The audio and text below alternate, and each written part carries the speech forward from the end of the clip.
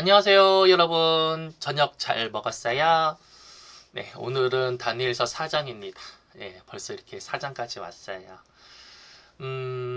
우리 이제 링크된 말씀이나 여러분이 가지고 있는 성경을 통하여서 여러분들이 이제 다니엘서 4장을 읽어봤으리라고 저는 생각이 듭니다.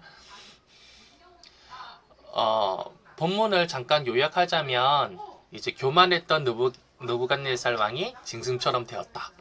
하나님을 인정하면서 삶이 이제 회복이 되는 이런 과정까지가 있는데, 뭐 구름 표현도 있었잖아요. 뭐랄까, 뭐 초원을 뭐 이렇게 소처럼 막 걸어다니면서 막 풀을 뜯어먹고 막 이렇게 이제 살아간다라는 것을 예언하시고 심지어 또 그렇게 됐죠. 저는 이 대목을 읽을 때 이런 생각이 딱 떠올랐는데 혹시 여러분들도 같은 생각이었을까요? 다윗도 그런 경험이 있어요. 네. 분명히 하나님이 기름 부으셔서 왕이라고 된다고 아주 예전에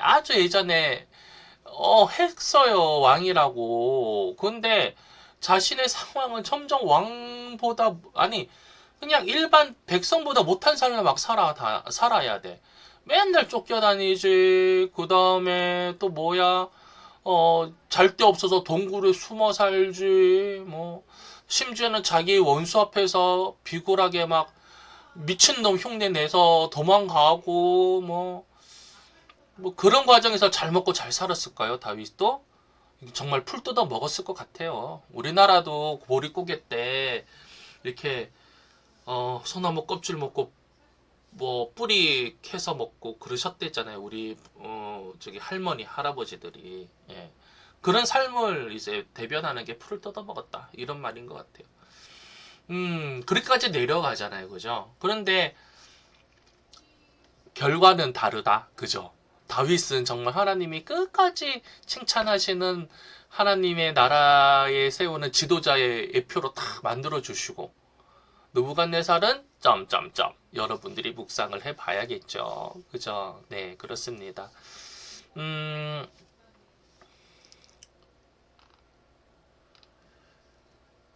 뭐 내용을 잠깐 이야기해 볼까요? 그러면 상기시킬 겸 바벨론 왕 느부갓네살은 이제 꿈을 꿨고 이 왕은 꿈을 잘 꾸나 봐.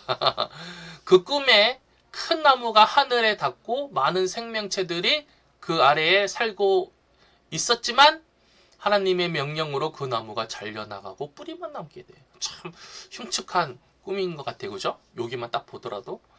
이 꿈을 해석한 사람은 또 다니엘이었습니다. 그는 이 꿈이 바로 왕 자신에 대한 경고라고 말했고요. 왕은 교만해져서 하나님을 잊고 자신을 높였기 때문에 결국 정신을 잃고 짐승처럼 들에서 살게 될 것이라고 경고했습니다. 결국 꿈은 현실이 되고 느부갓네살 왕은 7년 동안 정신을 잃고 들짐승처럼 살았어요. 그러나 하나님께서 시선을 돌리고 회개하자 다시 정신을 회복하고 왕의 자리로 돌아왔다라는 것이 오늘의 사장의 이야기잖아요. 이 여기서 주는 교훈이 뭘까요? 답을 말하면 안 되는데, 물론 이건 물론 정답이지만 여러분 다른 정답을 찾을 수가 있어요. 네. 목사님께 말했으니까 이렇게 외워야지 이러지 마시라는 겁니다. 깊은 묵상을 통해서 나눔을 함께 또 이렇게 공유했으면 좋겠어요. 하나님은 제가 보는 이제 핵심 교훈은 뭔가라고 했을 때 하나님은 모든 나라와 사람을 다스리는 진짜 왕이다.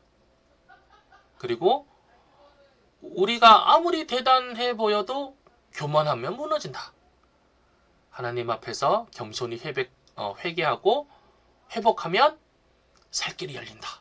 이게 저는 이제 읽으면서 느꼈던 교훈이고요.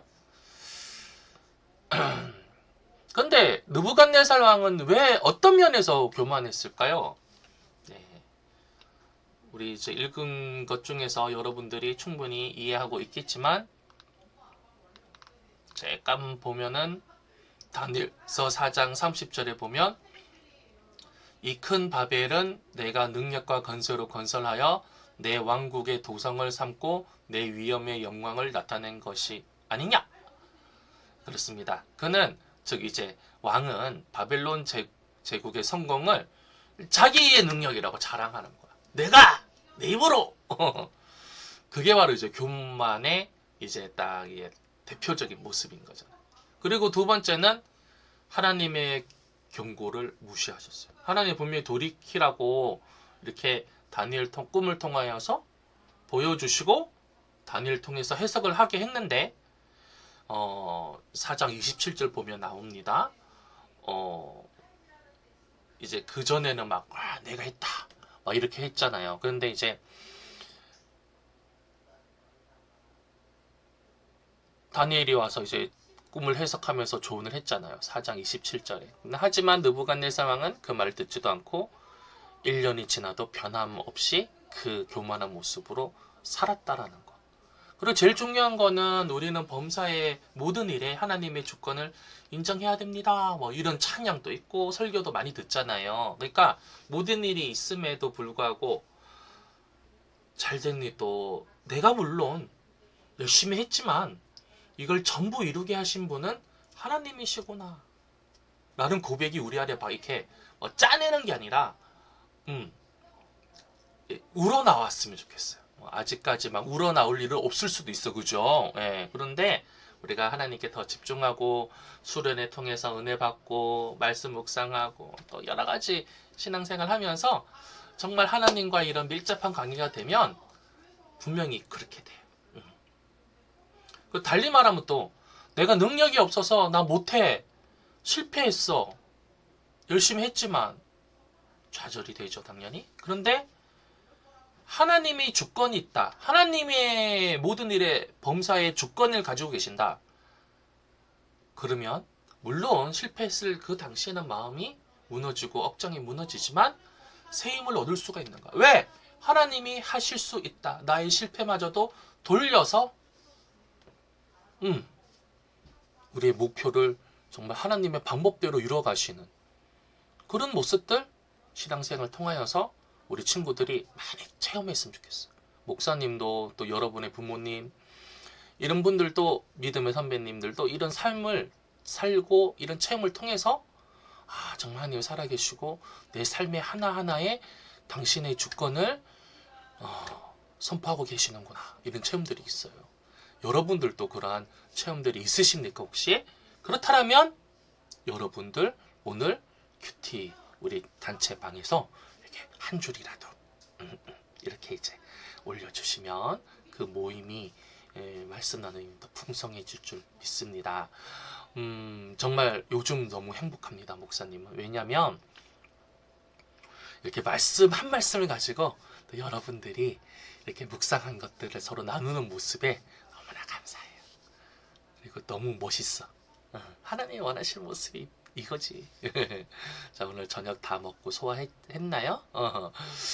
이렇게 말씀 묵상하시고 이렇게 큐티 묵상도 함께 공유했으면 좋겠습니다. 자, 우리 기도 한번 할까요? 하나님 아버지 감사합니다. 우리 친구들 우리 수련을 위해서 함께 말씀을 나누고 있습니다. 묵상을 하고 그 묵상에 있는 것들을 우리가 이게 나누는 때 이게 너무나 풍족합니다.